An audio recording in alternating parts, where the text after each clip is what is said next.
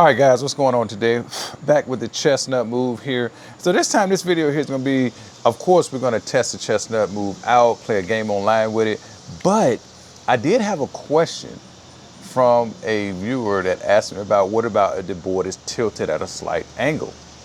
So now today I'm going to play with the board tilted at about a 15 degree-ish angle. I didn't measure the angle, but it's about 15 degrees.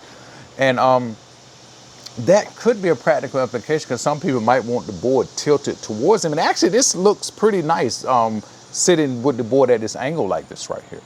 I got to say, it really does. So let me go ahead and try to hop online and chess.com, hoping I get the white pieces. I'm gonna send a challenge out. Because if you hit new game, the pieces should automatically set up, I think. Let's see what'll happen here. Yeah, they automatically sets up when you go. So in other words, if pieces are everywhere, when you hit new game on chess.com, before you even put in any parameters, it goes ahead and sets the board up for you. So I thought that was good to show as well. So that's why I just left all the pieces over the board like I did. So, all right, we're gonna try this game 15 plus 10 unrated. Let's see, I'm gonna send it out with just the white pieces. Hopefully, let's do custom challenge. Hopefully somebody will take this. Maybe if I let me open up this right here. I'm gonna set the rating probably, I don't know, let's just go less than 400 here.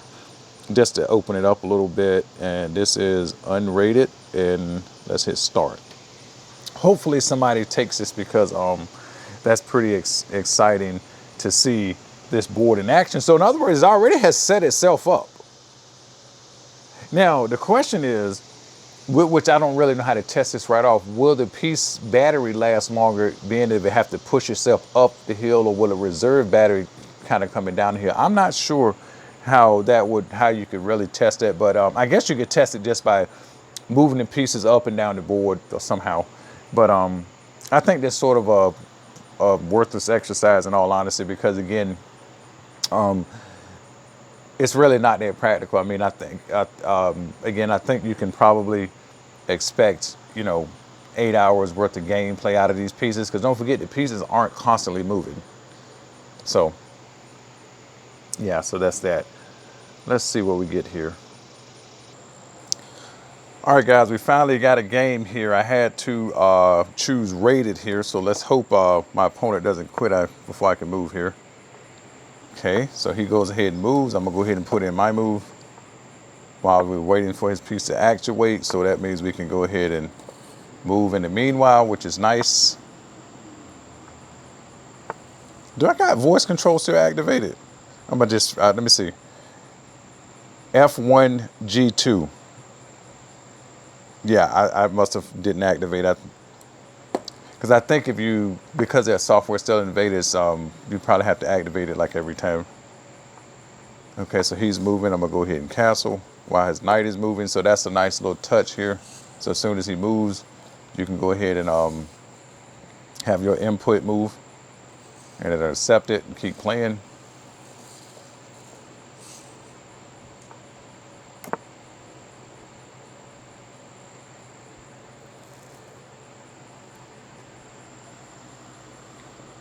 So yeah, I mean, so far so good. The board at this angle, there may be some angle, but again, this is pretty sweet actually, playing with the board up at an angle like this, because it looks a little, I mean, it looks a little more like you're able to just have a more visual view of like your opponent's pieces coming at you, like, and you're less likely to say get tricked a little bit, so to speak, by like a piece hiding behind a piece and that's sort of blending together a little bit. So I actually like this action.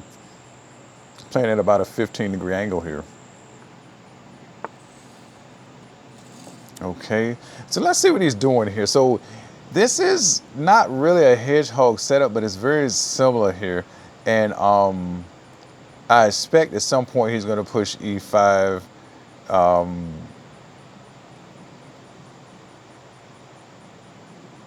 I think what I'll do, what's the best place to develop the bishop? It might be better just to go ahead and fianchetto, because again, if I go ahead and push this out to fianchetto, what'll happen is that I also go ahead and not allow him to go knight to B6 with a tempo move. And usually you don't want to try this move b3 when his pawn is not here, so that way his knight always got that little tack there where he can sort of jump to e4, and sort of your knight is pinned to your rook, for example. But in this case, we can go ahead and push that and not have to worry about it. So always watch that diagonal when you want to fianchetto your dark square bishop as white against your opponent's dark square bishop, especially if they have a knight on f6, because there's always some tactical e4 if this pawn isn't here. You see how he just went ahead and done that. So now, if I was to go ahead and go pawn takes pawn, you know, that would be a bad case for me. So, but look, since I'm a fianchetto anyway, it would be better in my case, I think so, to go ahead and push e3, and so that way, if he was to capture back, you say c takes d, then e takes d, then you still have a pawn in the center of the board, and he's probably going to push e5 though, because I'm gonna still go with my fianchetto at this point here. And of course, if pawn takes pawn, then knight takes pawn. So, and again, you don't have to worry too much about this tactic here like that. And not only that, when you take this knight, take the pawn back with your knight, now you're opening up this diagonal for the white bishop. So if he was to hop in, you could take his knight with your bishop somehow. You could go knight to e5, but but I expect e5 here probably. And if he goes e5 here, I'll probably go knight d to b5 to hit his pawn on d6 if he goes e5, so that way I can get a tempo back, and it might even be a lost pawn actually if he was to do that, but I don't think he'll do that.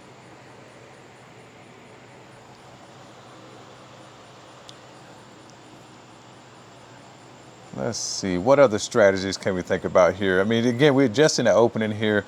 Queen to c2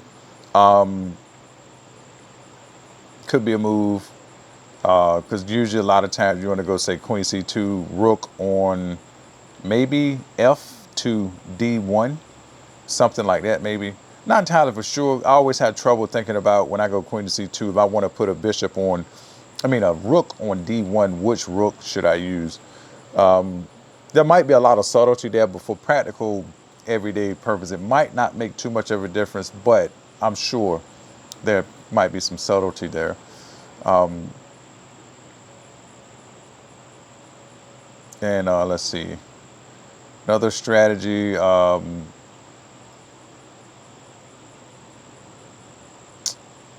rook on a to c1. That's a reasonable move, and then he could probably, and then one move that I always do sometime, I don't do it that often, but in this game here, I may consider it depending on what he does. I go rook to c1, and then take my bishop on b2 to a1. So that way, it's not under some sort of pressure of this diagonal being, you know, getting caught off guard by some sort of pin on your knight, for example. So I'm assuming my opponent didn't, I mean, he didn't do anything wrong for sure, but I just assume he might not have any ideas in this position. It took him a long time to go a6 right there, because a6 should have been automatic if he was going to go that move. So since he probably wants to probably push b5, maybe to open up. But again, if you push b5,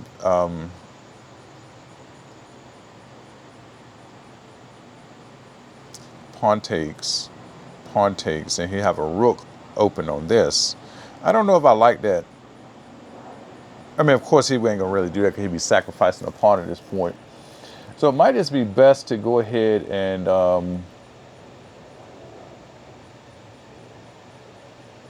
go.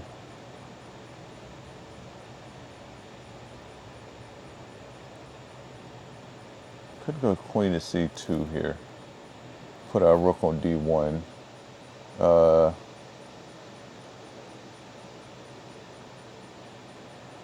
mean, rook on rook on d1. So let's go ahead. Well, actually, he can't push b5 because my bishop here. I'm sitting here thinking ahead of myself a little bit here. Because again, it's like he's playing a little too passive as black, and it's making my mind wander a little bit. And that's sometimes how you get caught off guard. So you can sometimes give somebody too much rope and they'll hang themselves. So let's just play normal chess. So the normal move here would be queen to c2. That's what we're going to do. Let's play normal chess here and not try to get too fancy, so to speak. I did just leave my knight hanging, by the way. Well, it could be, depending on the scenario.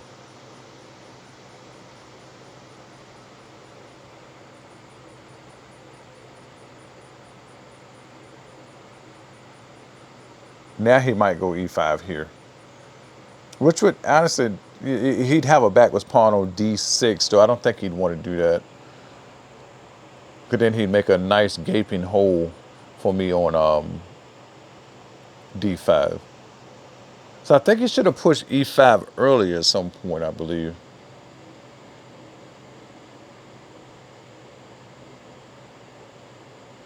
Because if he pushed e5, he's not really getting a break with it either. And a lot of times these positions, when you're playing on your first third, when you're playing on your three ranks on your side, you're looking for breaks. And so, okay, so he created a nice hole for me here. Actually blocked out maybe a good square for his knight, although his knight, his knight on D could have came to that square, but he also can go knight to c5. So there's no, of course, there's no reasonable move here for me to go knight to e3. Knight to f3, sorry. But I'm just looking to see if there's any sort of tactical means here. Just, I don't think so, because I'm looking at the diagonal here.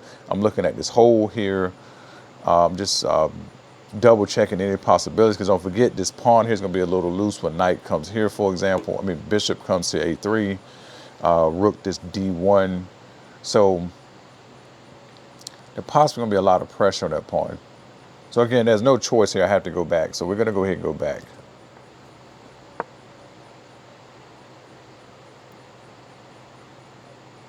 So depending on what he does, b3 might be my next move. So that'll sort of pin that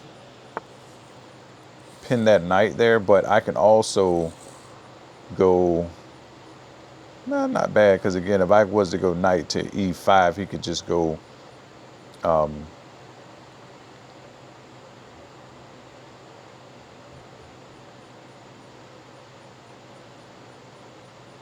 let's see, if I go knight to e5, he can go bishop to, yeah, and then I can kind of make him trade everything, actually. That might be no, if I make him trade everything, if I make him trade stuff and then I trade my knight for his knight, then I can undo his backwards pawn and put his pawn on c3. His knight takes knight. Okay, the line of what I'm talking about here, if I go knight to e5, he'd go bishop to knight to e4, bishop to f5, then I go knight to a4, h4, putting pressure on his bishop. Now, we could make him trade everything if he wants to, but he could say back his bishop up. But would I still want to take his knight on b5 or my knight from e4? And the question, I think, is no. Because again, I want this backwards pawn here, because that backwards pawn is going to be a target of mine. So what I need to do is push his knight out of the way.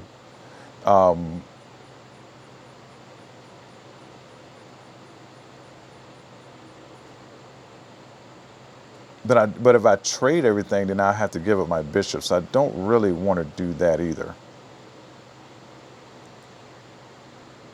But I also don't want to push b4. If I push b4 to kick his knight, then it's going to make this pawn here weak.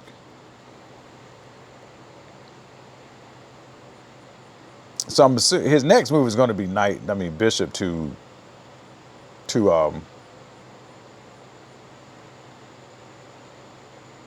bishop to f5. But we're going to stop that.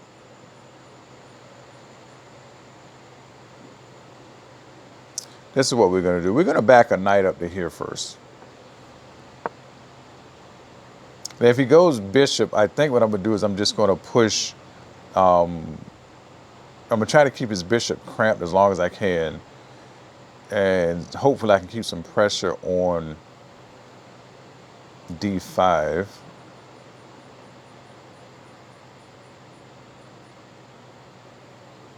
Let's see what he does.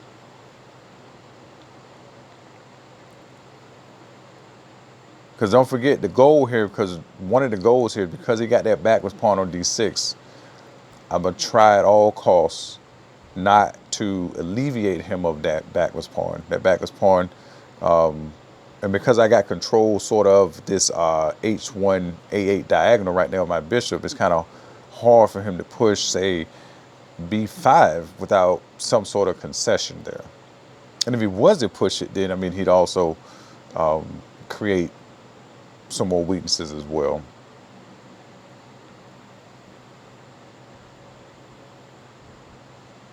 I predict he's going to play. Okay, yeah. See, that's what I think. See, that's a concession. That's a concession. Now he wants to push b5, which is totally fine with me. The thing is that that is what's going to actually, if I trade off b. Oh, now check this out. Here's a good idea. If he pushes b5, right, he takes with his pawn, then I push this pawn here to kick his knight. And then what that does is that now, because I don't have to worry about c4 being weak anymore, I can just push a3 and sort of lock those two pawns together. So he may just give me an out here. It's not really an out because I don't need an out necessarily, but I think he might be playing himself, possibly, we'll see, to be worse than he already is. Because again, d6 is my value target at the moment. So now what I'm gonna do, it's gonna be a little, I don't really want to block the white bishop in. And how could I block the white bishop in? Now if I go knight on d to e4, he brings his bishop up. Then I go knight takes knight check. He goes bishop or queen takes, and I push this pawn here. But then again, that might be giving him a square for his queen to come to if I trade knight. So I don't want to do that either.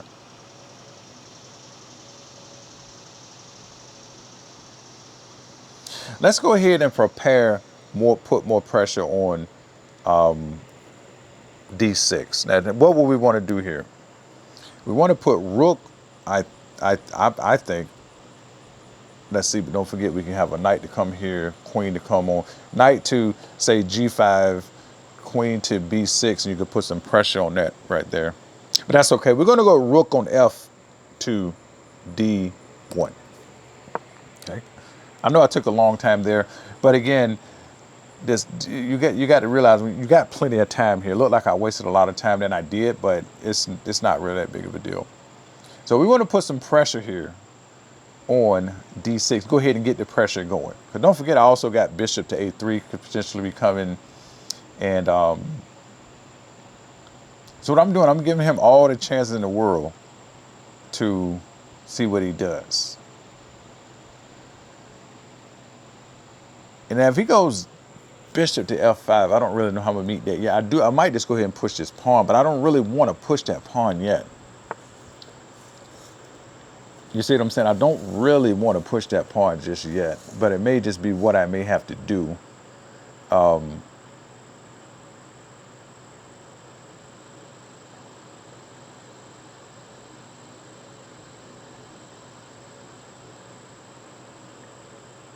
But if I push the pawn, what will happen is that he'll be able to come here with tempo. Then I'll push this f3 to block his bishop out. So I don't know if I even want to do that either.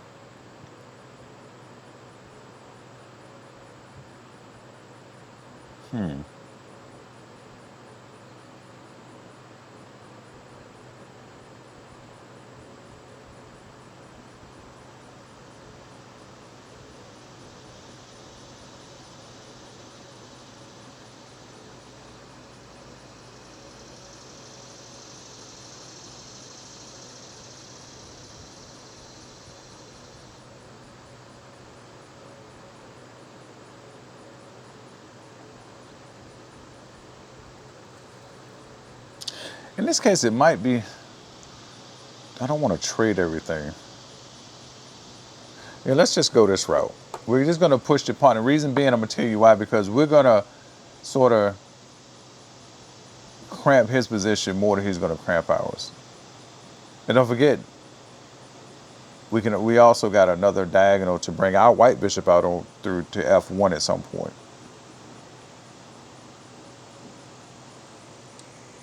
Let me speed up here a little bit. D6 is a target.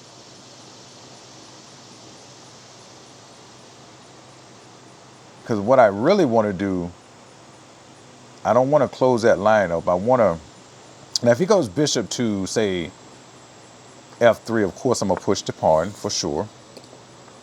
Okay, and then when he does that, I'm going to back my knight up to F1 and reroute the knight through F1 to E3, but also want to jump into that square. So we're going to go ahead and reroute everything here.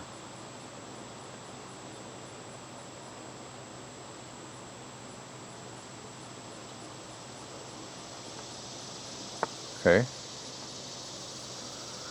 So now, now let's reroute our knight first, like we said. Let's reroute the knight first. Because again, next move, I want to go bishop to A3 at some point. So that is sort of threatening his knight because that queen is pinned to the rook at the moment. And also, I just open the diagonal, queen comes here. I'll just slide over to H1 really quickly. And that is a concession I made, but the concession is to cramp his pieces. That's the concession here. We want to cramp some pieces as much as possible. And we want to keep that D6 right where it's at. Because right now, his knight is not hurting anything. In all honesty, it's not hurting anything. Now, I can sort of see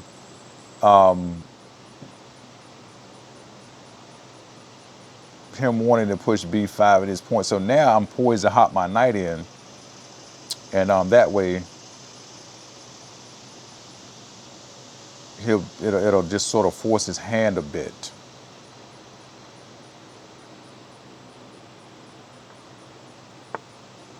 Okay, so now the knight we want to hop in. Let's see. I don't think it really matters, but let's go ahead and hop from knight on E3 to knight to D5, so that way we don't have to worry about that knight getting pinned at somehow or another.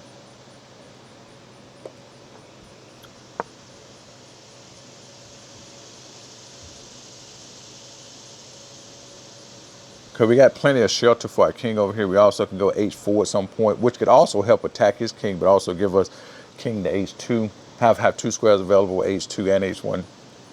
So I'm not too worried about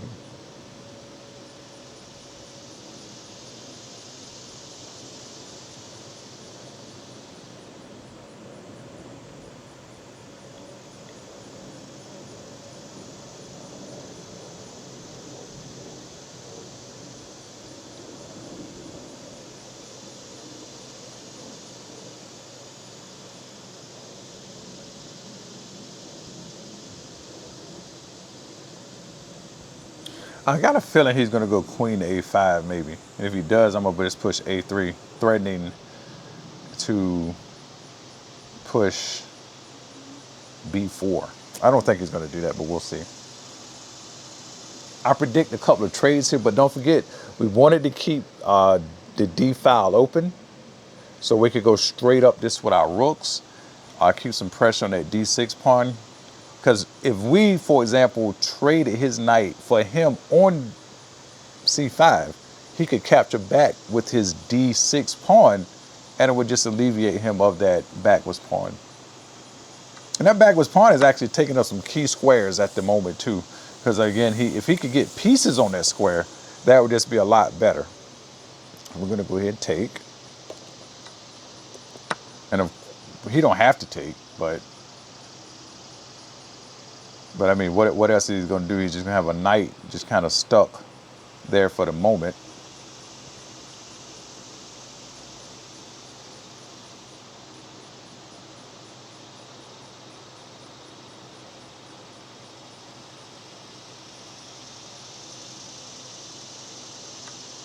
Okay.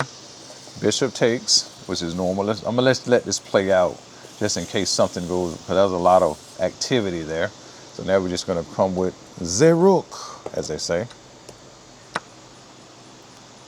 Keeping that consistent pressure on D6. So now don't forget my queen is a slightly vulnerable on that square because I could get myself pinned somehow.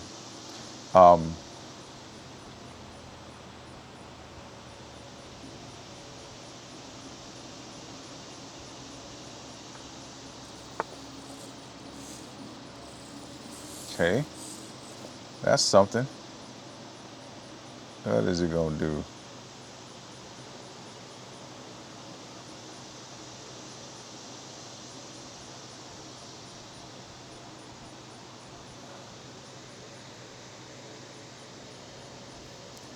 Okay, so now I'm sure he wants to push B5 now. He wants to hop his knight here, so let's go ahead and bring that here. And that's totally fine to hop his knight. And so now, don't forget, he doesn't have a white bishop anymore. What does that mean? That means that we can push F4 at some point. And that's okay to hop his knight in there, that's okay. Because my rook is to be just permanently installed right there. And then if he goes knight to say E5, I'm just gonna slide over queen to F1. And then I'm gonna push. And then surprisingly, I'm not still gonna take F takes E. I'm gonna push up to probably F5.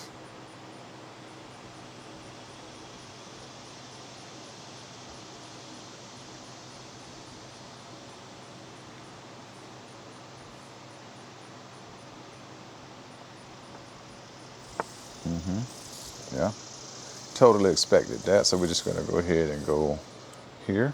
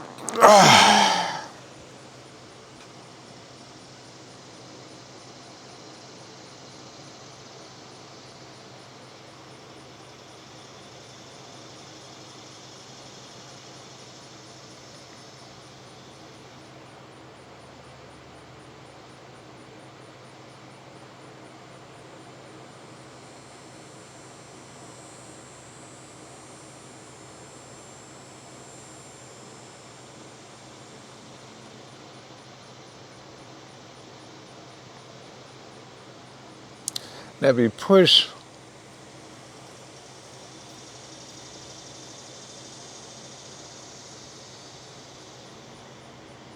H5, no, if we push B5, let's see, what am I gonna do? Of course, I'm probably gonna take it.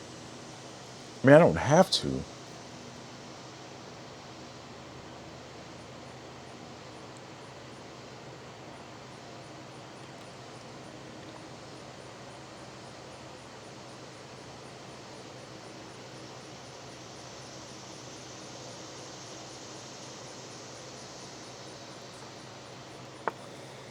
Yep, I knew he was gonna do that. So now, let's go ahead and take this here.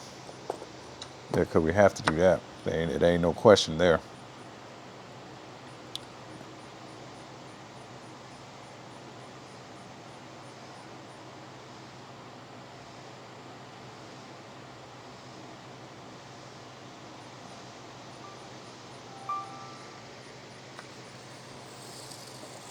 Okay, we're gonna keep on with our mission here because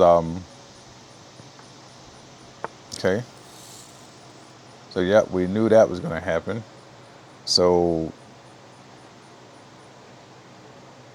we can just go ahead and should we take his knight yet or not?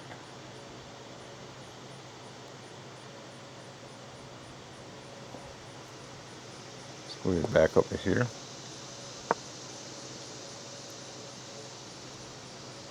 Oh, he do got a tactic though, at some point.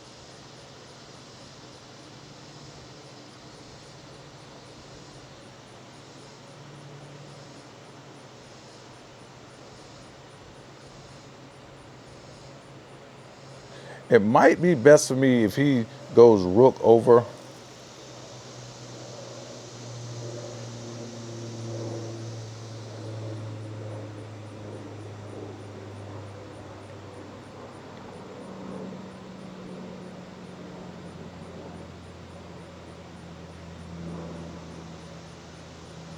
Yeah, it might be best for me at some point to trade my 2 pawns on the queen side, but I don't know just yet because I got to figure out how will I. You know what? I should have just. I don't know what I was just thinking. I should have pushed a3 right then. I was an impulsive move. No, a3 wouldn't have done. Okay. Oh,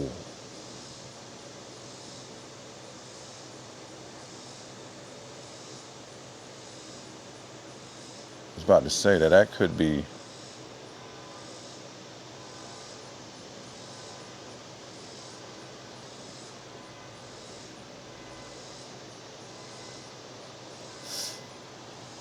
I see what he wants to do. Nice.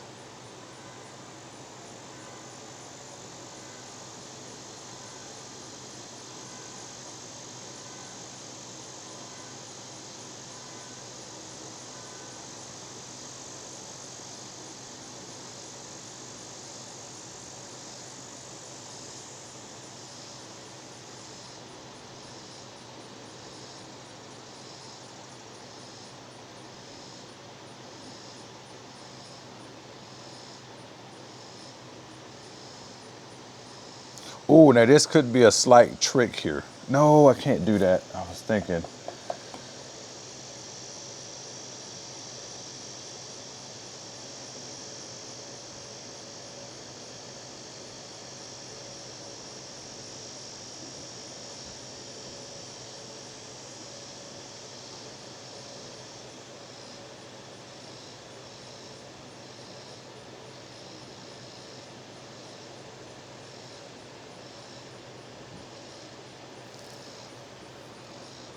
Okay. Let me think here. So if he goes, I want him to go rook. 'Cause if he goes rook to a, this might be slightly tricky for him.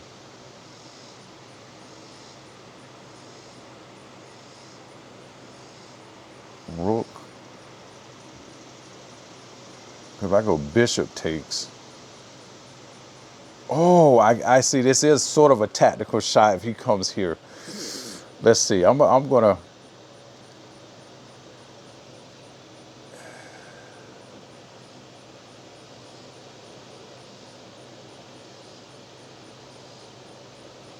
No, I can't do that either. I tell you what we're gonna do. This might be tricky. Let me go h4. See what he does. Hoping he goes rook to a2.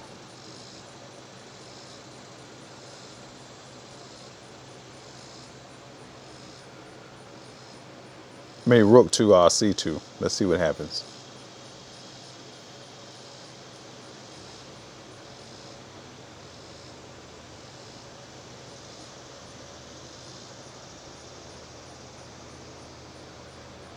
I think it's going to go down to an opposite color bishop endgame here.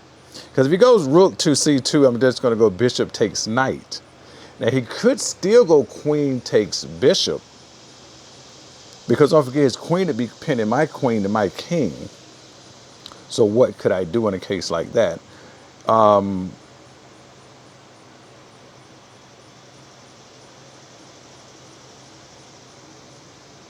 Then he would go, say, I would go, say, what, a2, bishop takes queen. He'd have to go rook takes. Well, he wouldn't have to, would he? No, because he could actually go queen to a2. Wow, that's amazing, actually, that he actually would have that resource.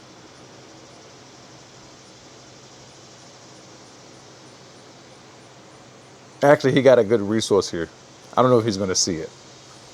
All right, he goes rook to c2, bishop takes.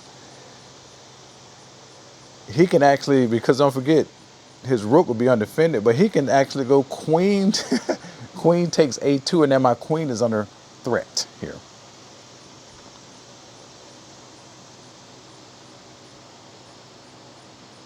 But let's see what else could we have here. Well, I could just go queen to f3.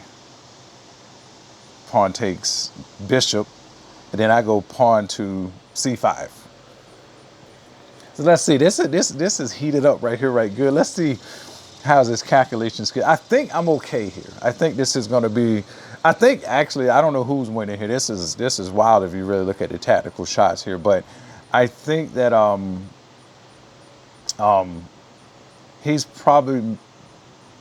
It's just hard to say. I mean, this is an absolute mess here. It looks pretty sane, but we'll see what my opponent is talking about. So he goes pawn to here. Okay.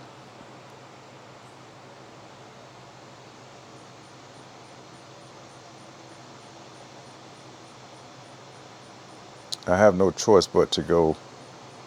Wait a minute. No, I have to go here.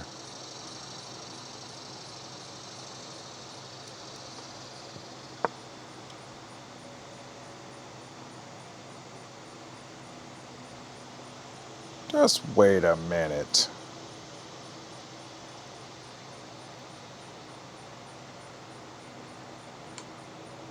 Okay.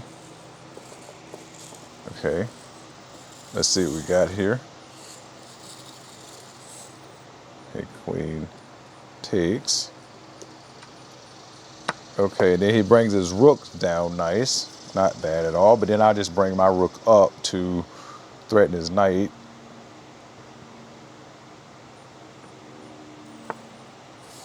Oh, okay, that's a good move. Really not that bad, but I have to go ahead and take that little guy there. And do we want to take the passed pawn or not? That is a philosophical question to be answered here. Actually, if I pull my rook up here, I'm threatening 2 pawns at the moment. So I'm going to go rook to d, because again, don't forget, if I take this pawn here, what rook takes this, he can go hit check, win a pawn back. And if I go here and take this pawn, he still can go rook to here and check and threaten this pawn. So I have to push something up. So really, the best thing for me to do at the moment is just to go here. He could go bishop to h6 though.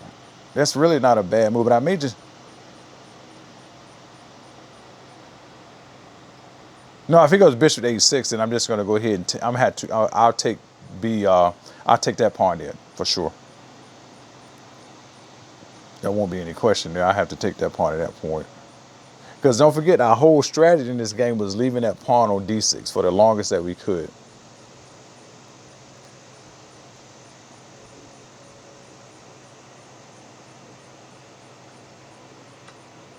Okay, takes. Now that's something.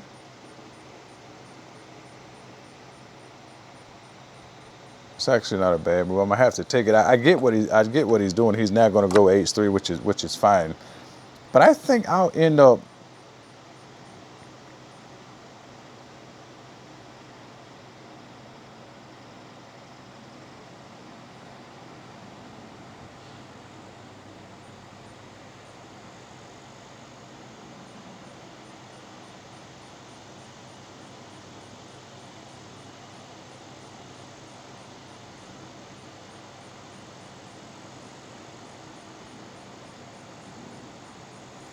We need to trade some pieces here. But I need to watch my back here. Yeah. Okay, so now, if I go.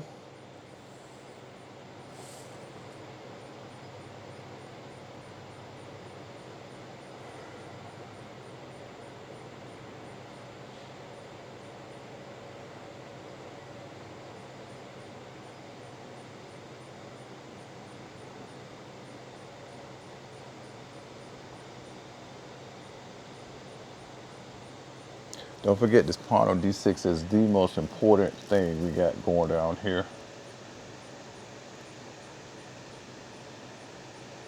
I think the best thing to do might be able to take.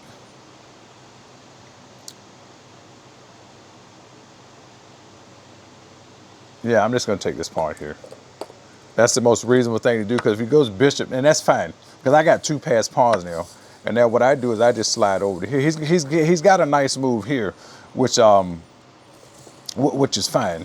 So now I got to make sure that I don't get myself. Okay, if he goes here check, then I just slide over here, and then he takes that pawn. That's okay.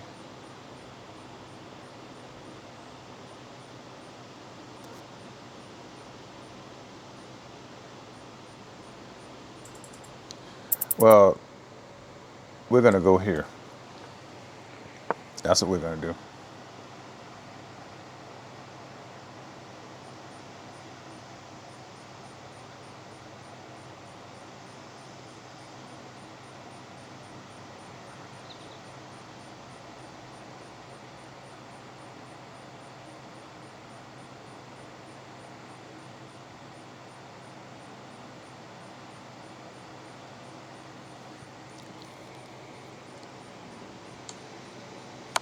Okay.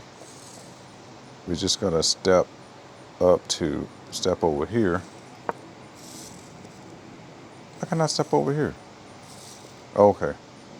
I say, why can't I do that?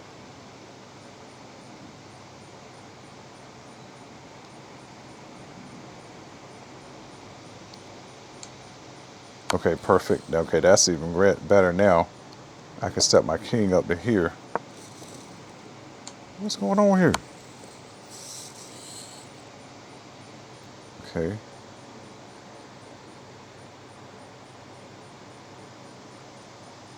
We don't want to mess around and get. Let's see. If I step up, can I get out of that? Check. Check.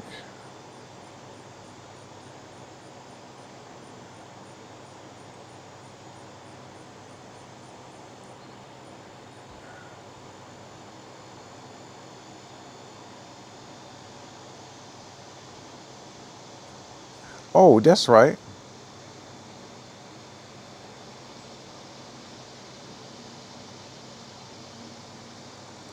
Let's go here. Okay, now we can actually back up to here. There we go.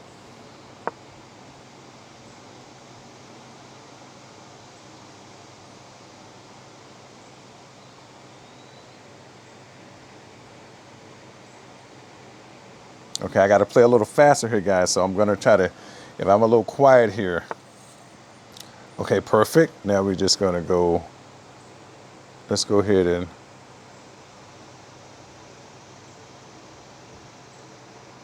We're not even gonna give him that pawn, actually. Actually, let's go ahead and push the pawn. Yeah, this is the most practical thing to do here.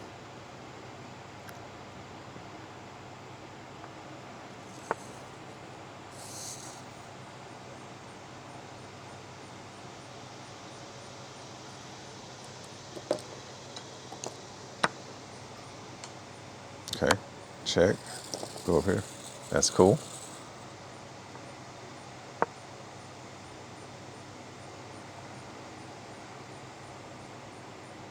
Actually, I need to sack my pawn on the E file so I can have that my diagonal open for my bishop. So, okay, so nice. So now, let's just keep pushing. He goes check. I'm gonna go. Let's just keep pushing. He's pushing. We're just gonna keep go here.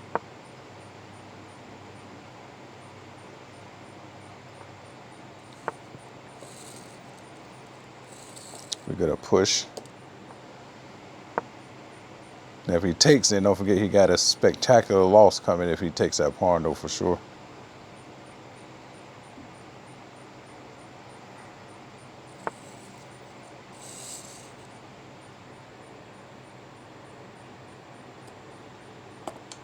Go ahead here. get these pawns mobile. Okay, over here. What's happening? Where my pawn move at? Okay.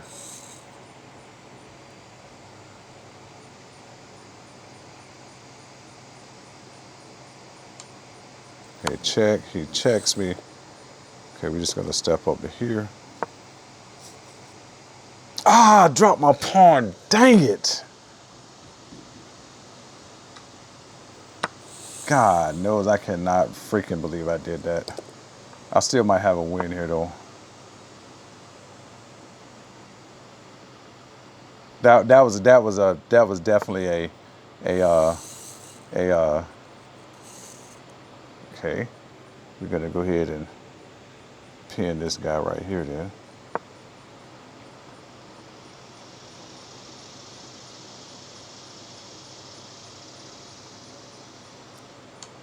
Okay, check. We're gonna go here, get a little closer.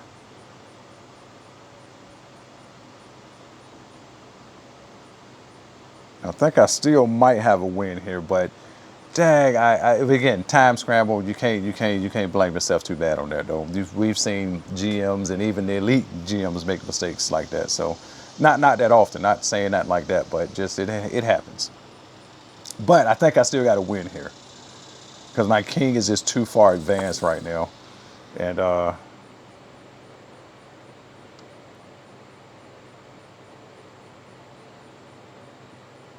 we can go here. Now we're gonna take the path of king to e5 because he can't come off that row at the moment because I'm taking his bishop. Well, he can because he can hit me with a check right now, but it's gonna just chase me to where I want to go anyway.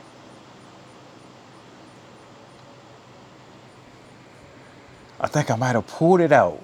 Having those two advanced pawns and getting my king in the game, I believe at this point has caused me to win this, but we'll see. The game ain't over yet because I got a path.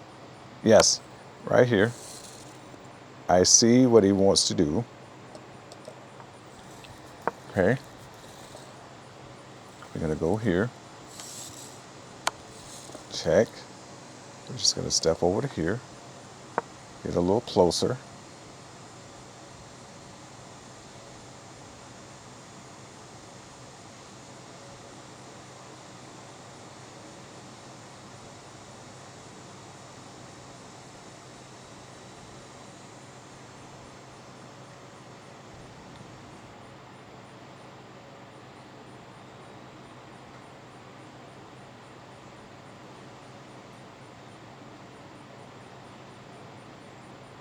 And don't forget, there is some funny thing. I don't want to push that pawn just yet. I need to put my rook in a better position. So, oh, I got the defense. I've got it. Bishop to c5, and then what just happened? Did he really do that?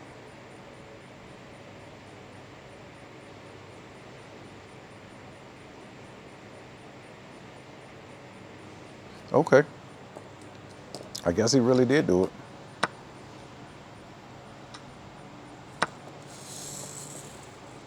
I guess he really did do that, didn't he?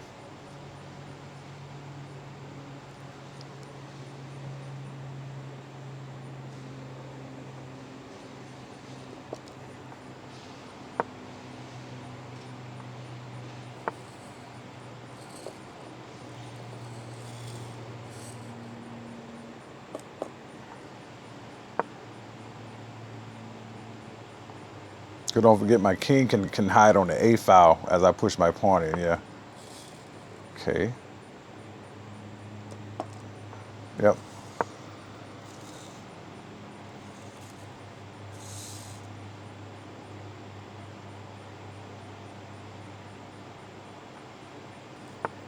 So now what we're gonna do, we're just gonna come to, let's go check first. Now we're gonna come back, do sort of the Lucina position here, which is gonna be like here. Oh man, I checked him, that's okay. That was not what I wanted to do. Oh my goodness gracious, though. Okay, God knows I cannot believe that this just happened. Okay, that's okay. I'm still winning though, because yeah, now I still got to check on yeah, yeah. That was a ghost drop out because I was hovering too long. Because I meant to come back to say A4, A3, so that way if he came over, I could check to push him back over. But again, I have a check on A6 with a, which essentially will have the same effect, and I could put my king on A7, for example, and yeah, this is a shame, but that's okay. I could just go here.